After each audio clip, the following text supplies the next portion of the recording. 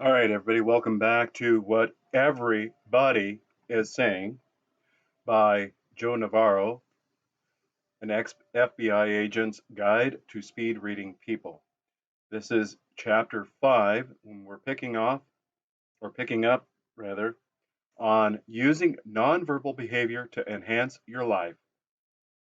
It has been well established by researchers that those who can effectively read and interpret nonverbal communication and manage how others perceive them will enjoy greater success in life than individuals who lack this skill.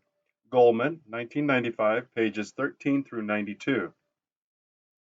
It is the goal of this book to teach you how to observe the world around you and to determine the meaning of nonverbals in any setting.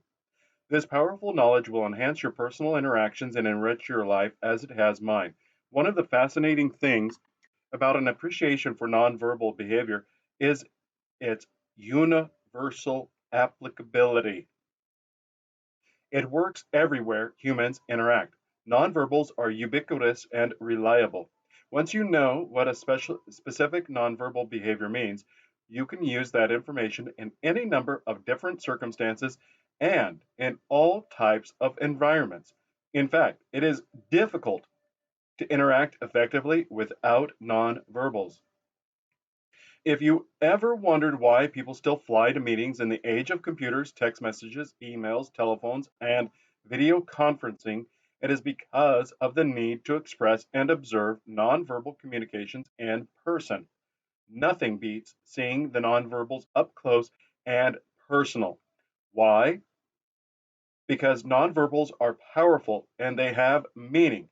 Whatever you learn from this book, you will be able to apply to any situation in any setting. Case in point, see box on the next page.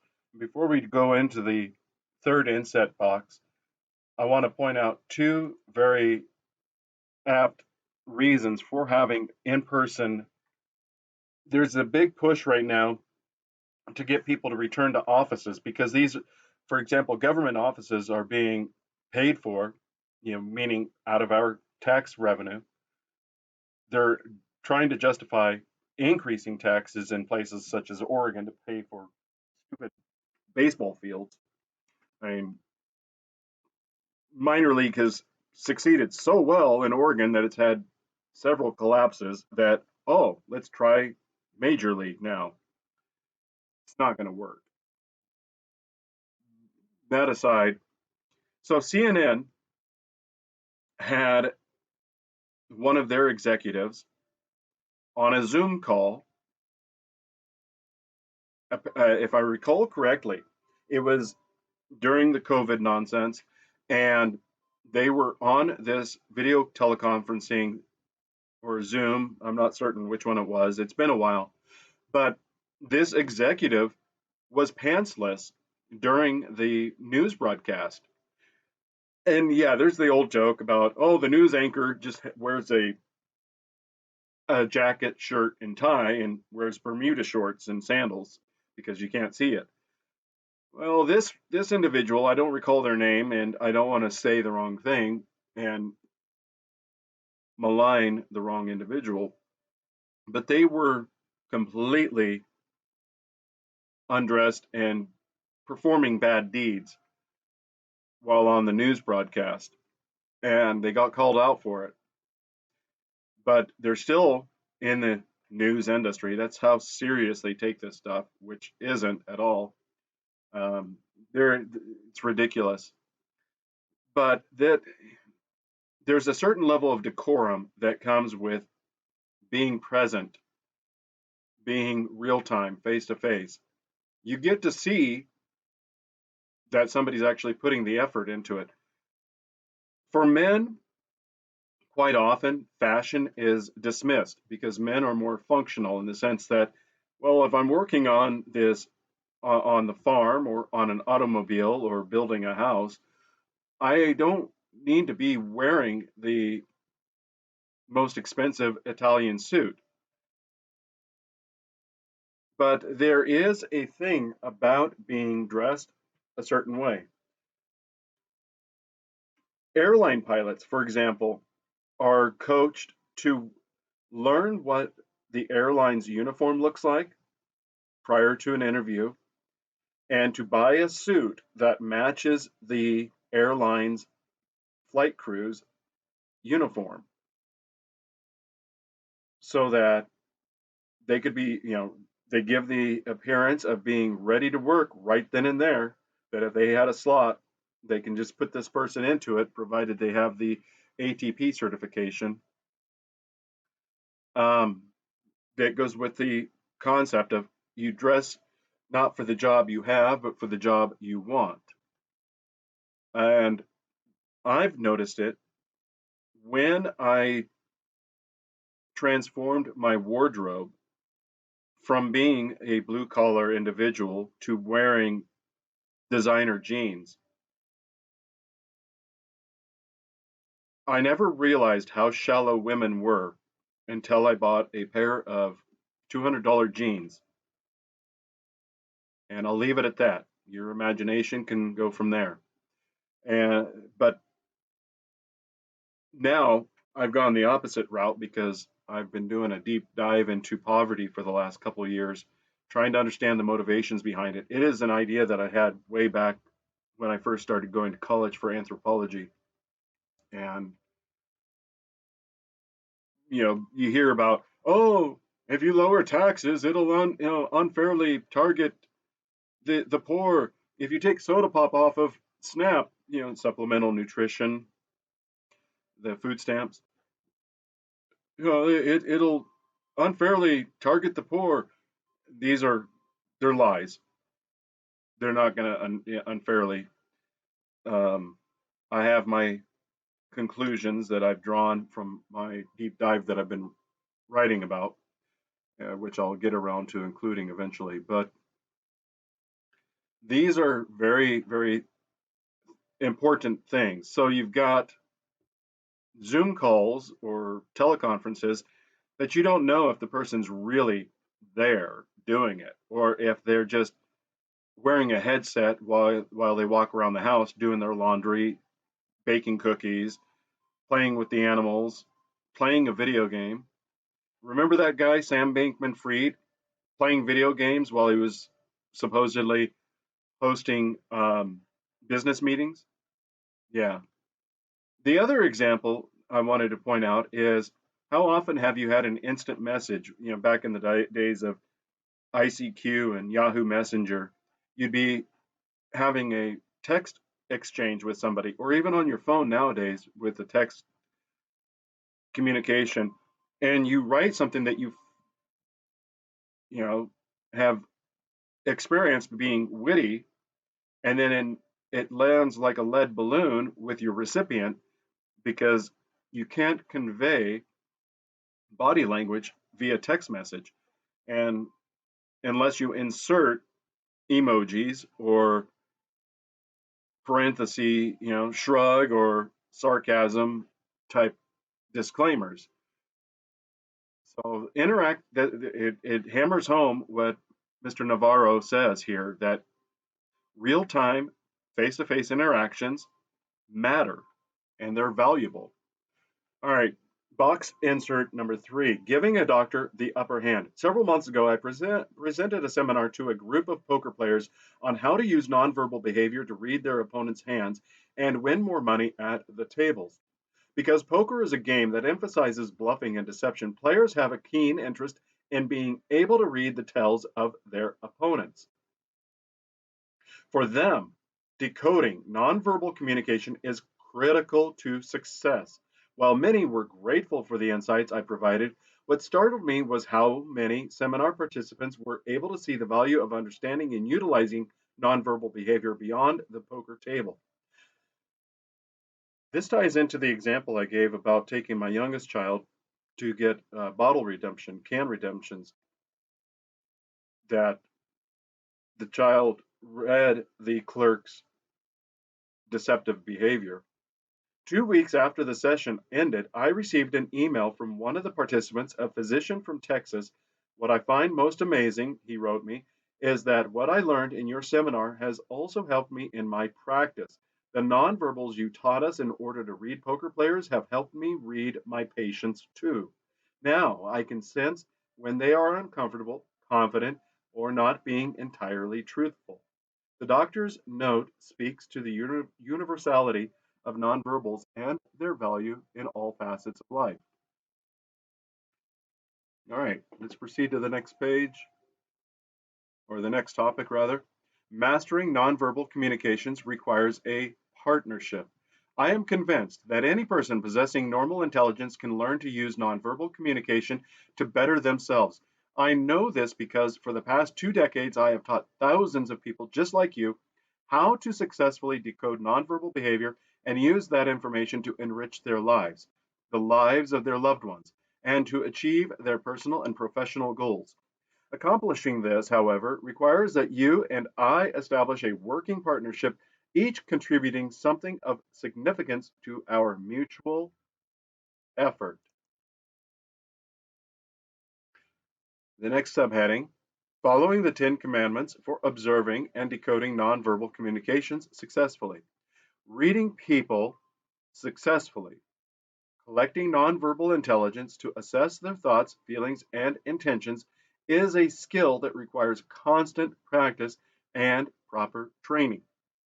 To help you on the training side, I want to provide you with some important guidelines or commandments to maximize your effectiveness in reading nonverbals.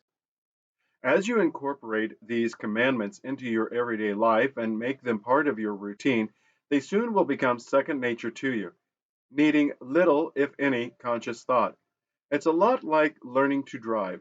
Do you remember the first time you gave that a go? If you were like me, you were so concerned with operating the vehicle that it was difficult to track what you were doing inside the car and concentrate on what was happening on the road outside at the same time. It was only when you felt comfortable behind the wheel that you were able to expand your focus to encompass the total driving environment. That's the way it is with nonverbal behavior. Once you master the mechanics of using nonverbal communication effectively, it will become automatic and you can focus your full attention on decoding the world around you. Before we get into the commandments, I want to point out when I first began learning this, as I became skilled, it was if you've seen the movie Sin City, where it's all black and white, but then there's the vibrant neon colors that jump out at you, that's what it's like with body language. You're walking around and you can interpret that how somebody positions their hips, how they position their feet, how they turn their shoulders, how they turn their head, the micro expressions that are demonstrated on their face, the gestures or non gestures that they use with their arms rapidly convey what somebody's perception is of you, whether they want to interact with you, whether they are attracted to you, whether they're repulsed by you, whether they have disdain or contempt towards you. Contempt, as I've discussed on the behavioral table of elements, is one of the 7 universal microexpression signs. And these are very, once you start recognizing, once you start training to recognize them on yourself, you'll learn how not to turn people off or to turn people off when you don't want to be bothered. And you'll recognize these signs in others. And there was that television show with Jennifer Morrison, the woman that played one of the doctors on House, who went on to be in the TV show, what was it, Once Upon a Time, where all the fairy tale characters were brought into contemporary time.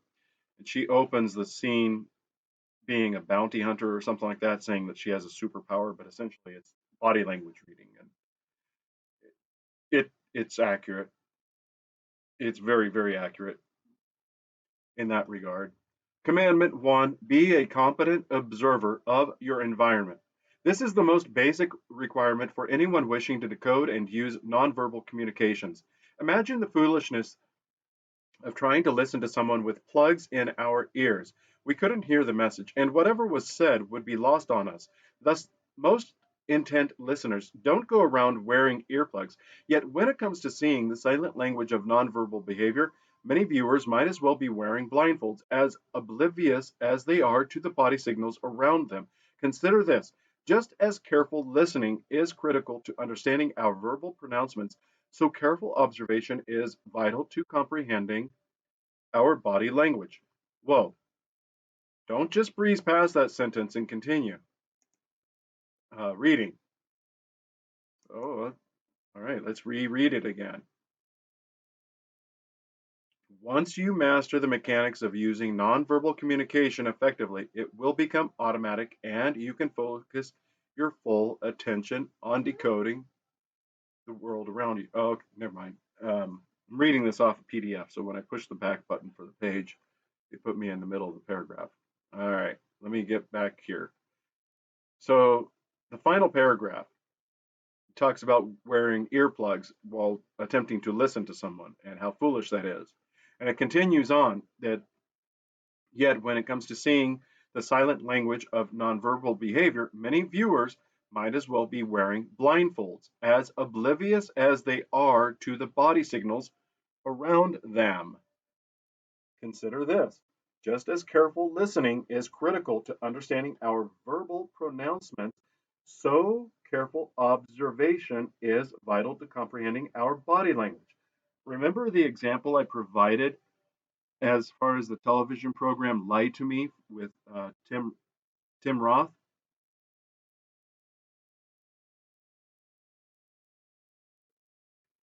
where he would sit and observe the subject's nonverbal communication while somebody else would ask the questions. That's what's being described here. Just as careful listening is critical to understanding our verbal pronouncements, so careful observation is vital to comprehending our body language. This ties into another set of training that I've received that is called forensic statement analysis. And it begins by focusing upon the written word. I was instructed by Richard Whitehead, a former sheriff and a former director of 911 emergency communications for a county in Oregon. He was a sheriff in Texas, and now he does road shows training people on forensic statement analysis. But in addition to the nonverbals that we're learning here under Agent Navarro, Richard Whitehead focuses on learning how somebody writes. And eventually, what happens is as you learn how people write, you learn how to establish a baseline with others, and then you start perceiving what it is that they're omitting in their own speech.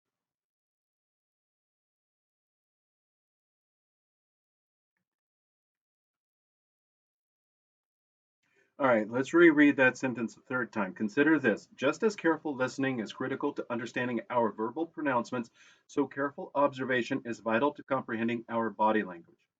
All right, so he goes on to say, well, don't just breeze past that sentence and continue reading. What it states is critical. Concerted, effortful observation is absolutely essential to reading people and detecting their nonverbal tells successfully. Anybody who's read Sherlock Holmes knows that Conan Doyle based a lot of Sherlock Holmes off of his university instructor, Dr. Bell.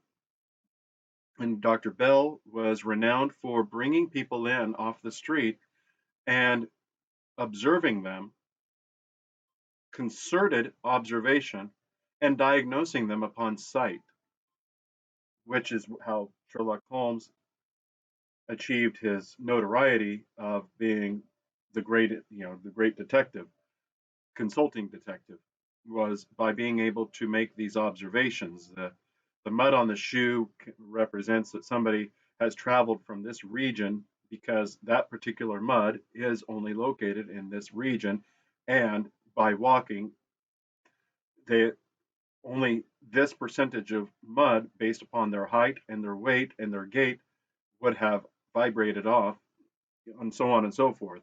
Um, I can't recall the woman's name, but she wrote a book on how to think like Sherlock Holmes.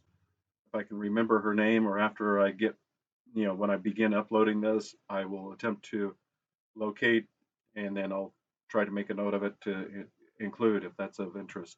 But she was Russian born, moved to Britain, I suspect, and she's been interviewed several times. But anyway, I don't want to get lost in the weeds here, but it deals with observation. People focus on observation in the wrong manner, and that is, you know, blindness, travel blindness. You're driving down the road, it's the same route you take to the grocery store, to work, to grandmother's house, whatever, and it's the same route you take every time, both to and from.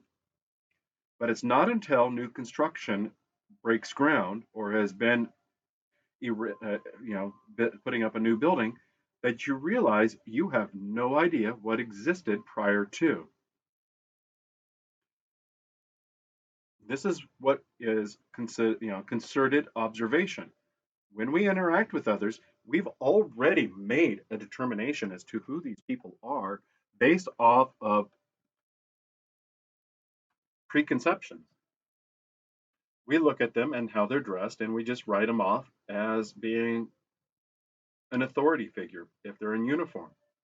That's why there's issues with people posing as doctors in law enforcement, um, as being a violation of public trust, as well as dismissing somebody if they're dressed poorly. Now, if you know these things, you can take advantage to dress up, you know, to dress differently, and you will be perceived differently. As I mentioned with the sevens for all mankind, you put those on as a man, not every time, but quite often, you're going to be regarded quite differently than you may have been by women. They may have been polite or outright rude to you, but you put those on and they become very grabby. We'll leave it at that. So let's get back to this. In fact, he touches on what I just said with Sherlock Holmes. The problem is that most people spend their lives looking, but not truly seeing, or as Sherlock Holmes, the meticulous English detective, declared to his partner, Dr. Watson, you see, but you do not observe. Sadly, the majority of individuals view their surroundings with a minimal amount of observational effort. Such people are oblivious to subtle changes in their world. They are unaware of the rich tapestry of details that surrounds them, such as the subtle movement of a person's hand or foot that might betray his thoughts or intentions. Remember, I tied in this a little bit ago about it being the superpower that Jennifer Morris or Morrison's character alludes to in Once Upon a Time, that by knowing how their hips are positioned or their feet are turned, you will know their investment and being in that environment. In fact, various scientific studies have demonstrated people to be poor observers of their world. For example, when a man dressed in a gorilla suit walked in front of a group of students while other activities were taking place, half the students didn't even notice the gorilla in their midst. If you're not familiar with this, I will attempt to look it up and incorporate it into the video. The exercise goes as follows.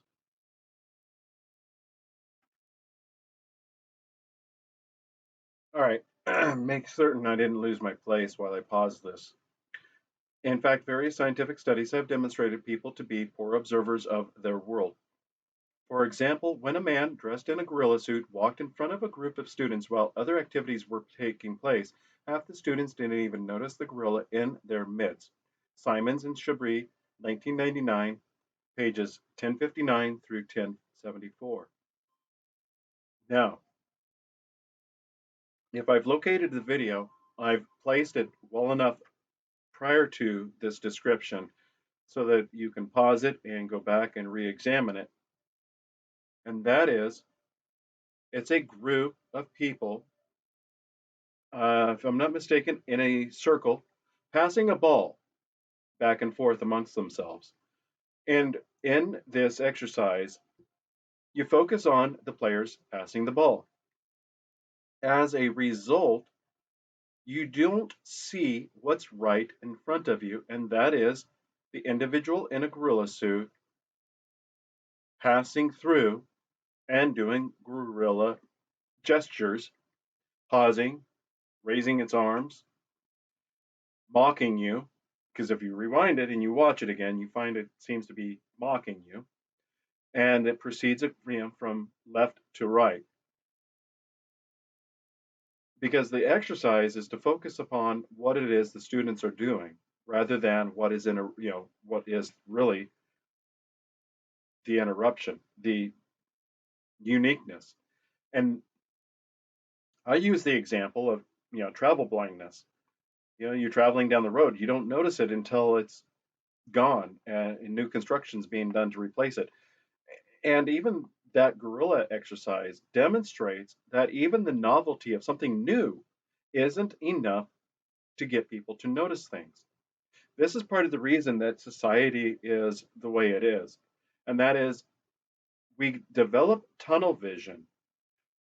Back in the day, horses would have blinders placed on their heads to keep them from seeing things out of their peripheral vision, causing them to behave in a panicked manner.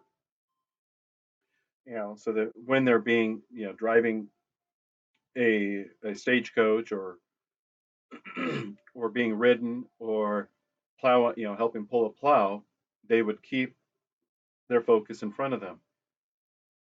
Human beings don't need that. They do it on their own. We all have the ability to have peripheral vision, just a lot don't seem to exercise that skill for whatever reason. And perhaps we're conditioned out of it. The what is it? The von Bismarck learning method of education, of the bell. You know, Factory workers respond to bells, and focus on your task directly in front of you, not what's beside you. But that tunnel vision is a detriment because it keeps you from being able to see what it is that's actually happening. And even when it's right in front of you, you're still blind to it. When I conducted night vision training in the military, one of the aspects that I had to teach people was to use a diamond pattern. And you use the diamond pattern where you look at 12 o'clock as directly down in front of you. Then you used the 9 o'clock position for your peripheral, your 6 o'clock position for what's beneath you, and your 3 o'clock for your opposite peripheral. And that was done in a manner to offset the night vision blind spot that our eyes have. Physiologically, a human being's eyes, because of rods and cones, cones are what allow a person to see color, rods are what help you with night vision, and you develop what's called a visual purple called rhodopsin, and that chemical compound helps you adapt visually to see things at night. Now, if you're exposed to light, it reduces, if not, rhodopsin doesn't respond well to light. We'll just leave it at that. And it gives you night blindness. But in addition to night blindness, when you're exposed to light, there is a visual blind spot in the optic nerve that blocks you from being able to see fully what's in front of you. And so developing that diamond pattern was an exercise we taught to help people overcome the visual blind spot. Observation impoverished individuals lack what airline pilots refer to as situational awareness. Yeah, my flight training dealt with situational awareness. My flight instructor would always remind me, keep your head on a swivel, which is a sense of where one is at all times. They don't have a solid mental picture of exactly what is going on around them or even in front of them. Ask them to go into a strange room filled with people, give them a chance to look around, and then tell them to close their eyes and report what they saw. You would be astounded by their inability to recall even the most obvious features in the room. I find it disheartening how often we run into somebody or read about someone who always seems to be blindsided by life's events. The complaints of these individuals are nearly always the same. My wife just filed for divorce. I never had a clue she was unhappy with our marriage. The guidance counselor tells me my son has been using cocaine for 3 years. I had no idea he had a drug problem. I was arguing with this guy, and out of nowhere, he sucker punched me. I never saw it coming. I thought the boss was pretty happy with my job performance. I had no idea I was going to be fired. These are true statements. I mean, maybe not verbatim true, but these are things that we've all encountered either in ourselves or with others. And it's important to recognize these things. This is the value of learning body language, forensic statement analysis, these things, because a lot of what is conveyed in language is conveyed in nuance and in subtext. All right, so these are the kinds of statements made by men and women who have never learned how to observe the world around them effectively. Such inadequacies are not surprising, really. After all, as we grow from children to adults, we're never instructed on how to observe the nonverbal clues of others. There are no classes in elementary school, high school, or college that teach people situational awareness. If you're lucky, you teach yourself to be more observant. If you don't, you miss out on an incredible amount of useful information that could help you avoid problems and make your life more fulfilling, be it when dating, at work, or with family. I keep drawing parallels to fictional television shows, partly because these are things that I've seen, and they're things that are in the common consciousness that you may recall back in the day. Even if it's old reruns of Man from Uncle to just even a decade ago, the reference to Lie to Me or Once Upon a Time. There was another program called White Collar where it documents a documents. It's a fictional account, but it's about an FBI agent who uses a convicted con artist to help solve white collar crimes. And there's a statement that he makes when he's infiltrating an investment, somebody who's running a scam, and that is, when not to buy a stock? It's when your taxi driver or cab driver tells you about a hot tip. And, unfortunately, that's true. How many people believe what the news tells them? There's a quote that something goes along the lines of, the news is what somebody tells you to distract you from what really is. And I try to make this example that if you're watching your local news program, at the conclusion of each news program, it tells you who owns the company. And in, for example, Portland and Seattle, it's not to single them out, but it's the one that comes to mind is Sinclair Broadcasting. And prior to that, it was Fisher Broadcasting. Well, Fisher Broadcasting was an investment house. Do you honestly think Fisher Broadcasting, that is owned by an investment house, is going to tell you news that's going to upset their portfolio investment? If you do, I've got a bridge to sell you.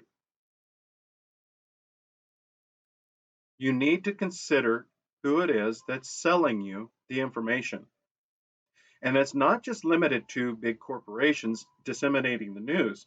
Most recently, in March 2025, there was what is commonly known as Con Inc., Conservative Inc., the right wing conservative media influencers, where you've got DC Drano or Libs of TikTok.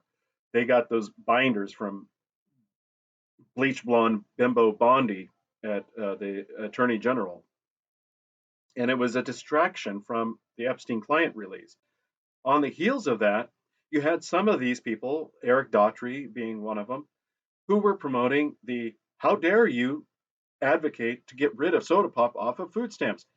They didn't disclose that they were being paid off by Big Soda. I go over to my neighbor to check on him because he's homebound and he watches a lot of television, and all the commercials are all big pharma. So these big pharma, pharmaceuticals are paying for these programs. Soda pop companies and junk food companies are paying for these programs. Investment houses outright own the broadcasting. And if you think for a moment that these people are going to be genuine in their coverage of the information being put out, you're lying to yourself. It is deceptive.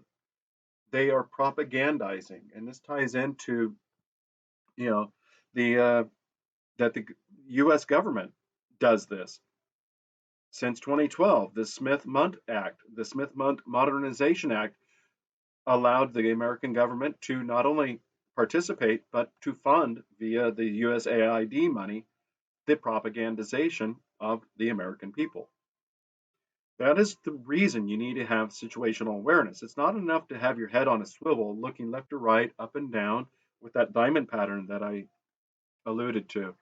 You have to be capable of dissecting the words that are being distributed to you or disseminated to you.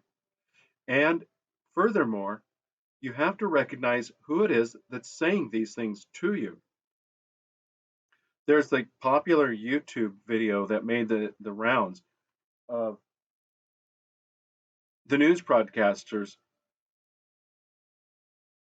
all being collaged together, where they were all saying the same lines from coast to coast, from Canada to Mexico,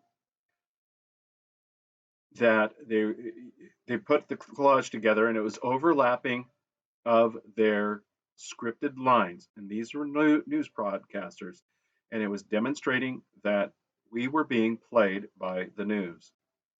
CNN has been notorious for green screening for decades, for example. I mean, just do some investigative work and you'll find that this is all very common, that your news publications, your corporate, and even uh, what do they call themselves? Not individual or private, but independent. You're from corporate to independent.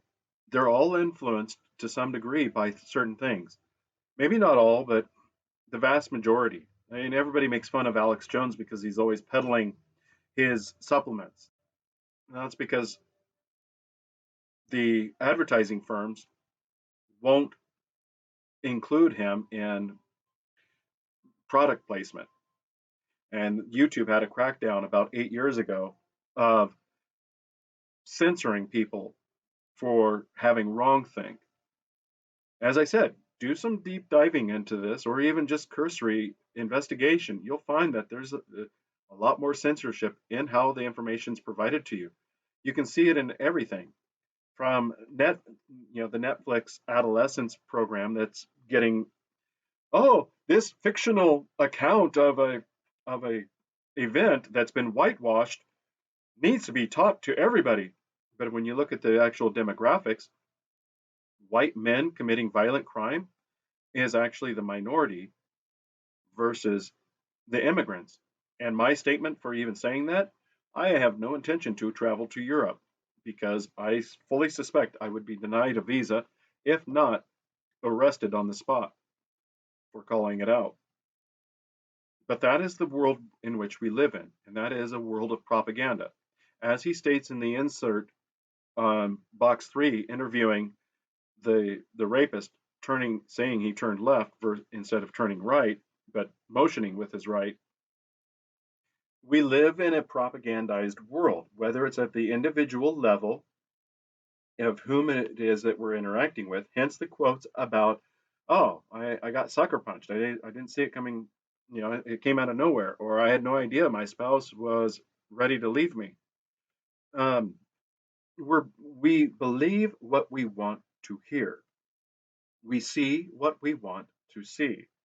And part of the reason I emphasize the confirming and amplifying gestures on the behavioral table of elements is so that you recognize when these actions, these body language actions, are being supported or being conflicted, as demonstrated by Agent Navarro.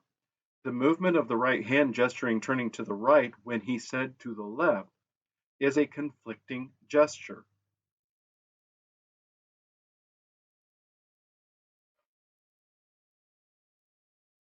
All right, so these are the kind of statements made by men and women who have never learned how to observe the world around them effectively. Such inadequacies are not surprising, really. After all, as we grow from children to adults, we're never instructed on how to observe the nonverbal clues of others. There are no classes in elementary school, high school, or college that teach people situational awareness. If you're lucky, you teach yourself to be more observant. If you don't, you miss out on an incredible amount of useful information that could help you avoid problems and make your life more fulfilling, be it when dating, at work, or with family. I wanted to recover that because I didn't want to get it lost in what I was describing to you. Fortunately, observation is a skill that can be learned. We don't have to go through life being blindsided. Furthermore, because it is a skill, we can get better at it with the right kind of training and practice. If you are observationally challenged, do not despair. You can overcome your weakness in this area if you are willing to devote time and effort to observing your world more conscientiously. What you need to do is make observation, concerted observation, a way of life. Becoming aware of the world around you is not a passive act. It is a conscious, deliberate behavior, something that takes effort, energy, and concentration to achieve, and constant practice to maintain. Observation is like a muscle, it grows stronger with use and atrophies without use. Exercise your observation muscle, and you will become a more powerful decoder of the world around you. All right, I keep interjecting because these things matter. There was a television program in the late 80s called Probe with Parker Stevenson. It only lasted maybe half a season, if that. Um, he is this mega millionaire genius that lives in a warehouse, but after starting a company, he devotes his time to solving crime. He's kind of a modern Sherlock Holmes in a way. His company hires him an assistant, and the instructions to the assistant is don't let him fire you when you show up. So he reluctantly takes upon the assistant, but as they go from crime scene to crime scene, his very adamant instruction to the assistant is you will take notes. You will take notes of everything that is said, everything that is done, every place that we go. And he said the reason for this is because of everything we just covered in this book so far, and that is people are situationally, observationally blind. If you want to enhance your ability to see, you need to take notes, you need to take up art, painting, sketching, the ability put to actively put onto words written or artfully what it is you've seen. I had an argument with an art instructor over a decade ago that the reason I wanted to take the art class was to enhance both hemispheres of observation. And her remark was, no, that's not possible. Art is this hemisphere, doesn't talk to the other hemisphere. Well, my corpus callosum has not been severed, and I disputed that. And I still maintain that to this day. And I still uh, paint, I still draw, and I still work on trying to hone that skill so that when I see something, I can transfer it from the image that I saw it to a canvas or paper, and then I can match it to see how well my recall is. The same thing with taking notes, transcribing notes. Whether you have to learn shorthand or you're just capable of doing it, writing it out, watch YouTube videos, Rumble videos, and transcribe what it is that the presenter is detailing. And you'll find that the autodidactic exercise of doing will increase your recall of the information. We're going at 45 minutes almost. I'm going to cut this off here just a moment. All right, so use autodidactic, the ability to either draw, paint, write, or all three of what it is you're observing. And it's going to enhance your observational skills as you become more proficient. In addition to that, take notes of what it is that's being described in this book and with the other behavioral body language training. Let's go back to, we're almost done with commandment one. So, by the way, when I speak of concerted observation, I am asking you to utilize all your senses, not just your sense of sight. Whenever I walk into my apartment, I take a deep breath. If things don't smell normal, I become concerned. One time I detected the slight odor of lingering cigarette smoke when I returned home from a trip. My nose alerted me to possible danger well before my eyes could scan my apartment. It turned out that the apartment maintenance man had been by to fix a leaky pipe, and the smoke on his clothes and skin were still lingering in the air several hours later. Fortunately, he was a welcome intruder, but there could just as easily have been a burglar lurking in the next room. The point is, by using all my senses, I was able to assess my environment and contribute to my own safety and well being. All right, this has gone longer than I anticipated, but this is we conclude with commandment one, and we'll pick up with commandment two. Observing in context is key to understanding nonverbal behavior.